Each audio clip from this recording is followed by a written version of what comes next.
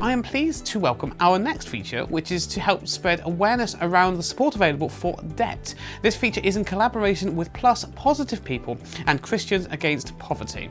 PLUSS's Positive People is supported by the National Lottery Fund and the European Social Fund. To kick things off, we have a short video about Christians Against Poverty, who they are and what they do.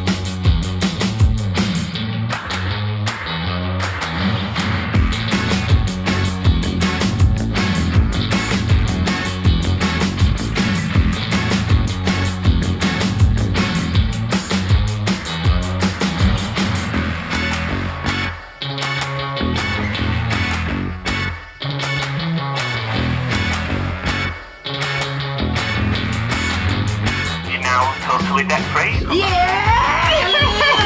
Oh, got all prickly.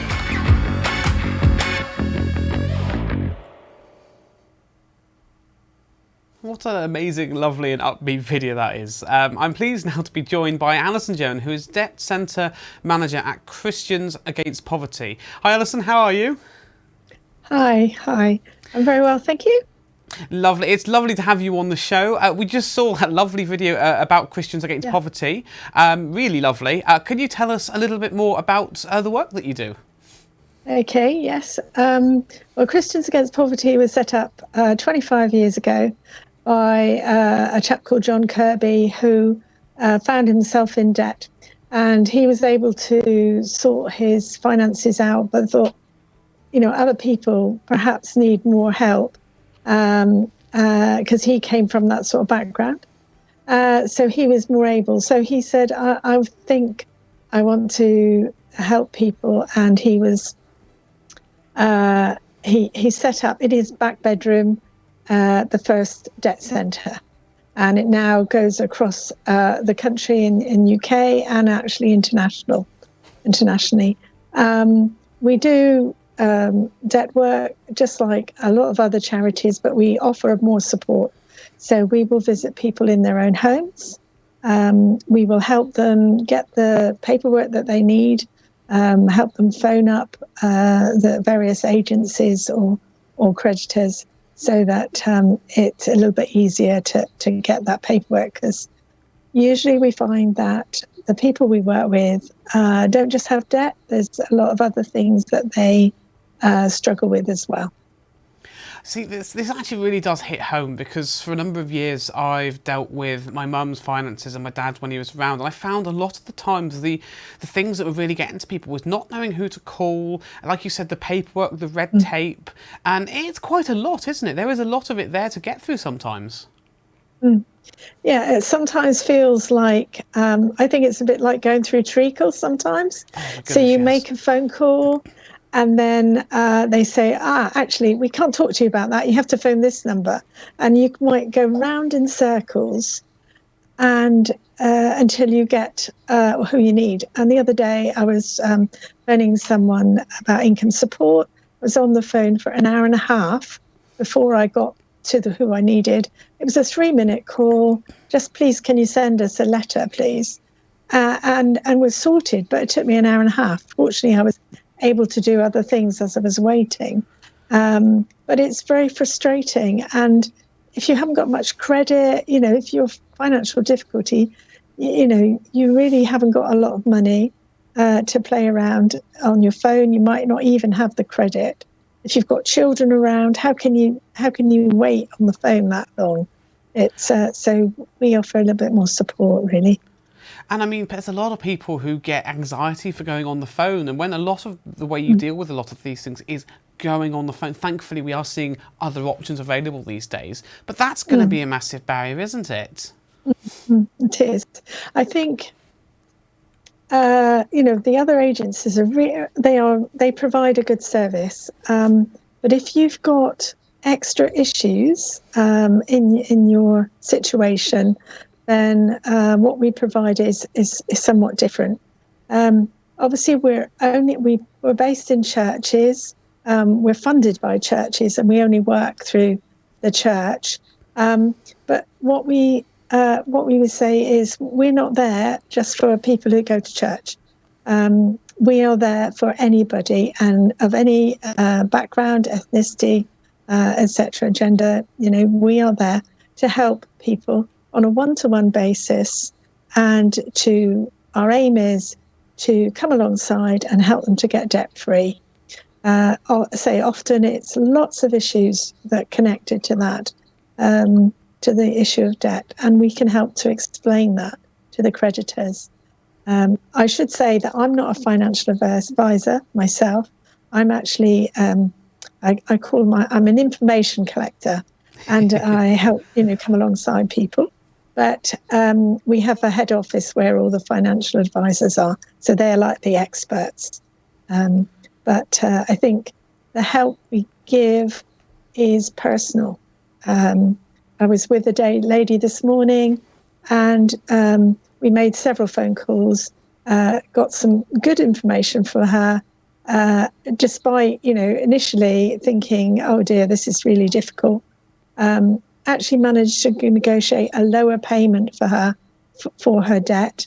And as she left, she gave me a hug. Now, it's not terribly COVID at the moment, but, she just felt so thankful to get that help, which she felt just too overwhelmed to do by herself.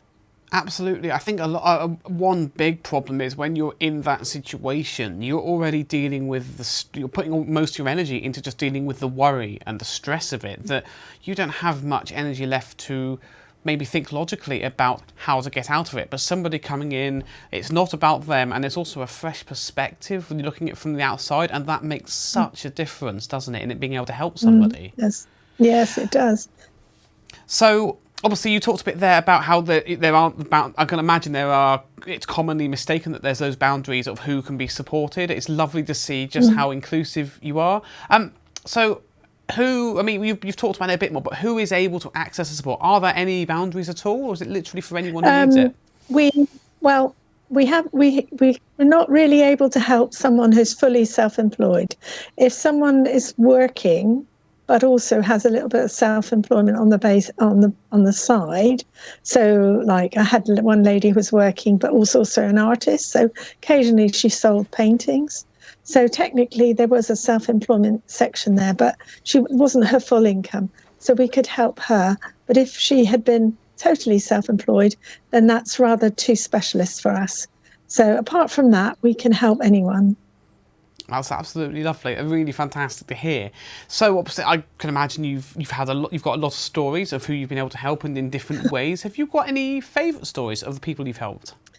Well, obviously, because we work for the church, with the church, we have access to a lot of people who have goodwill, and so we had a gentleman who moves into the area. He'd been homeless. He moved into a flat. He had been loaned a bed, but apart from that, he had nothing.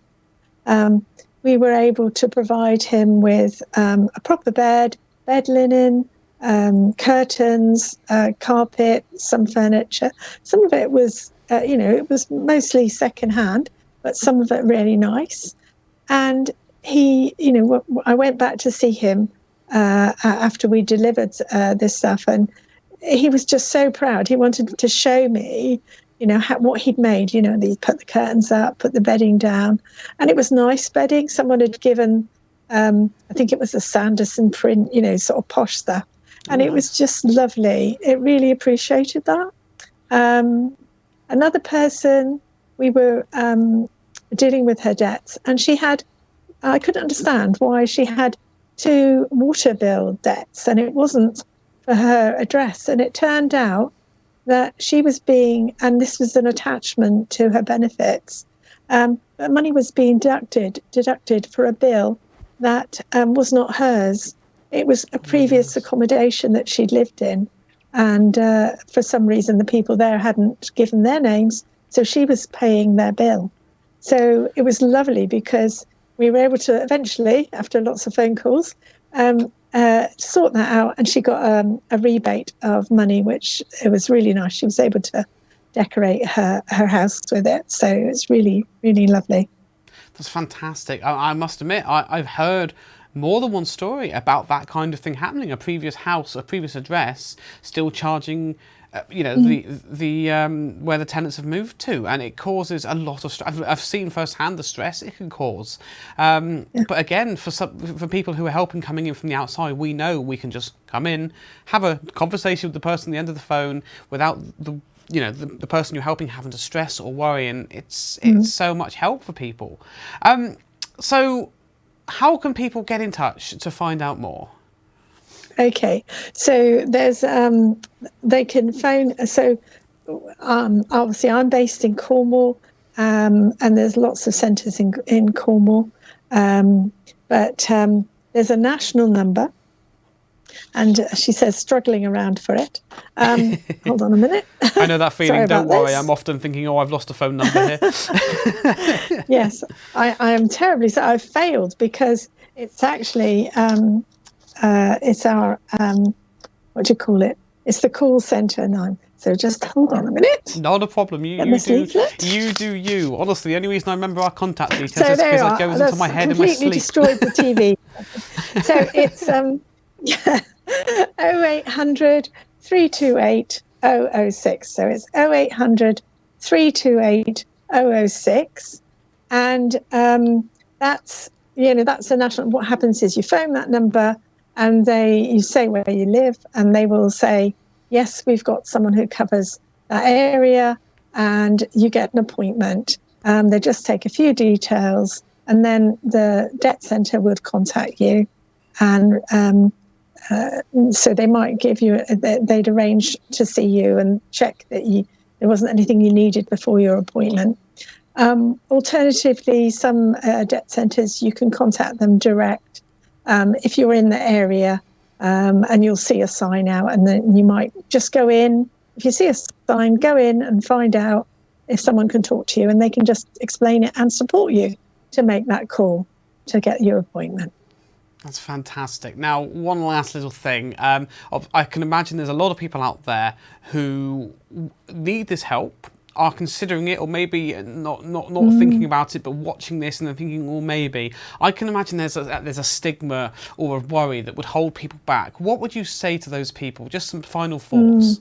Well, you're very true. I mean, it seemingly, a good proportion of people wait a year before they actually seek the help.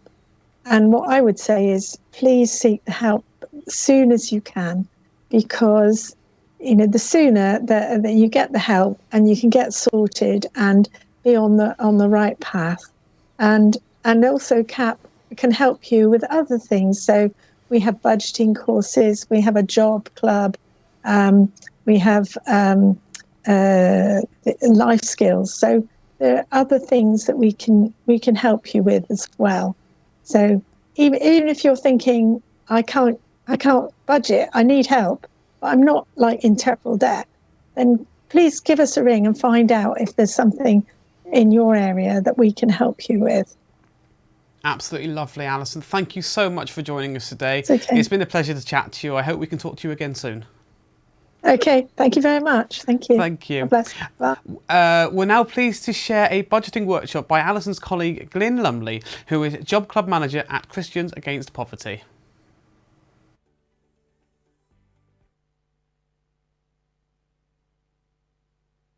Hello, my name is Glyn Lumley. I'm the Christians Against Poverty money coach at Emmanuel Baptist Church here in Falmouth. Chaos TV have asked me to share my top budgeting tips. So let's begin.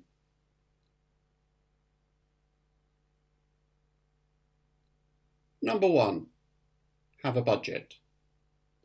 Your finances can sometimes seem like a puzzle. Money will be coming in and going out of your bank account all the time.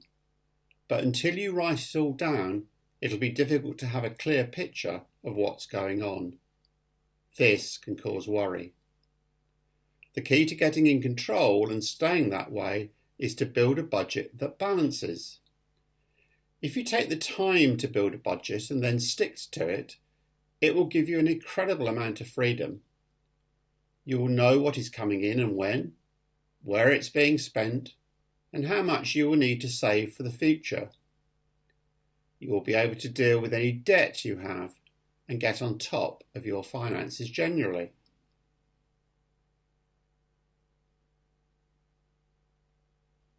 Number 2, gather information. You may not know exactly how much you spend on certain things, so make an estimate to start with and update it as soon as you know the actual amount. Remember to not only think of your monthly expenditure, but also things you spend on weekly, like food, yearly, like Christmas presents, and on a long-term basis, like saving for that car. Check your online banking and look back over old bills and receipts. You may also decide to keep track of your spending over a month and then go back and tweak your budget with more accurate figures.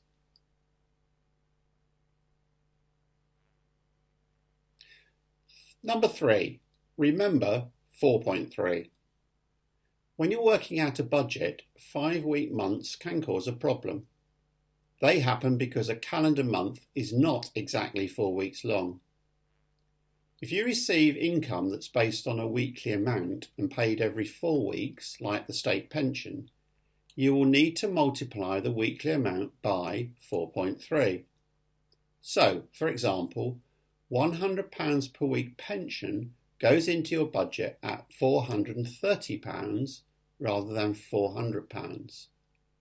Similarly, if your weekly food bill is £50, multiply that by 4.3 so you come to a monthly figure for your budget of £215 and not £200. If you put this into your budget and stick to it, you'll find you're not short of money when the 5-week month comes around.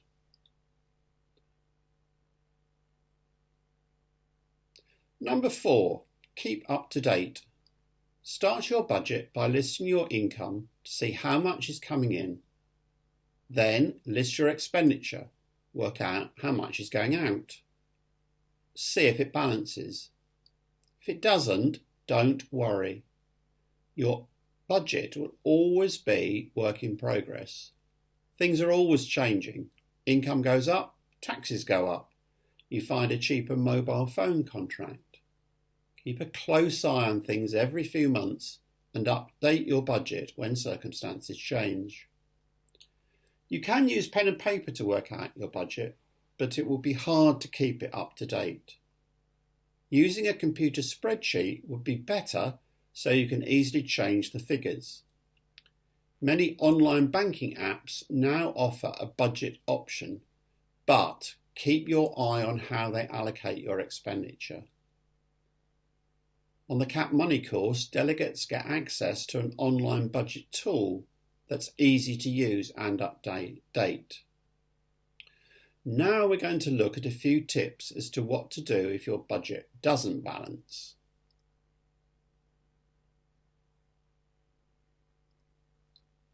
Number 5, increase your income. Increasing income is often difficult to do, but it can make a big difference to your ability to make your budget balance. Could you increase the hours you work or offer to do overtime? Are you entitled to any benefits that you're not currently claiming? Could you sell things that you're no longer using?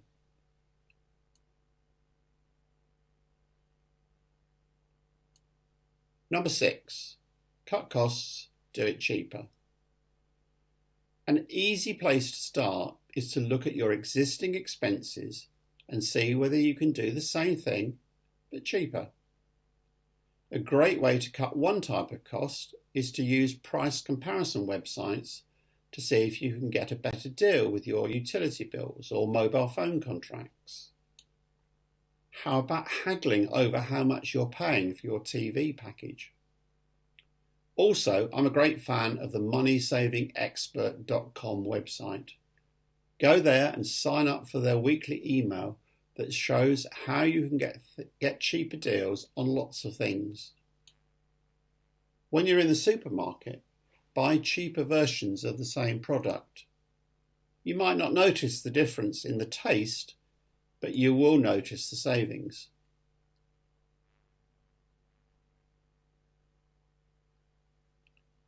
Number 7, cut back, do it less. This is where things will start to become more challenging. You will need to make some serious decisions about whether the frequency at which you're doing something can be maintained. Cutting back on something means that you'll still get to do it, but less often. If you love eating out or having takeaways, but can't afford to do it all the time, why not cut back rather than cutting it out completely? If you love clothes shopping, try and reduce the amount you're spending. Cutting back by £20 per month saves you £240 for the year.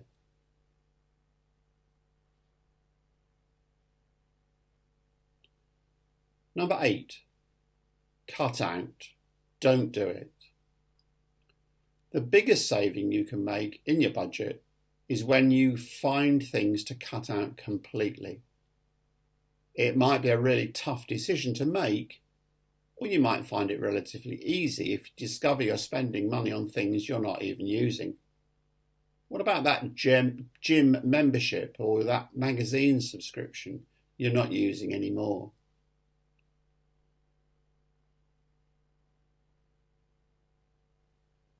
Number 9, if your budget still doesn't balance, don't worry. You've just unearthed a problem that was already there, and now you're in a much better position to deal with it. You may need to go back through the budget again and be a little bit more ruthless. If you've done all you can with the budget and still have more going out than you have coming in, you may have unmanageable debt and need professional support. There are a number of organisations like Christians Against Poverty that can help. And at the end of this video, I'll put up a few contact details. Number 10, and the last one. Go on a money course. Having a budget and getting it to balance is a vital part of having control over your finances, but it's not all you need to do. When you check how much is in your bank account, how do you know if the money that's there is to buy food this week, or to pay for Christmas presents in 3 months' time, or the savings you're putting away for next year's holiday? There's more to good money management than just setting up a budget. So my last tip is to get yourself on a good money management course. Search the internet for courses near you online. In my final slide, I'll include details of where you can find if there's a CAP money course near you. Well, that brings me to the end of my 10 top budgeting tips. I hope you found them helpful. Good luck with setting up that budget, and goodbye.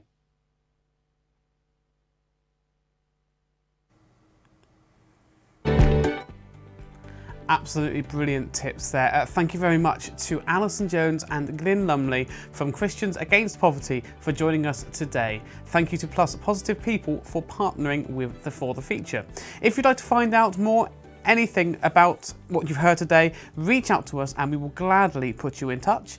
To do that, text CHAOS and your message to 82228. Standard network rate apply. Please get the bill payer's permission before you do so. You can also email hello@thisischaos.co.uk. You can call 01872 22 8844, and of course across social media we are at Chaos TV UK. And please use the hashtag KeepItChaos.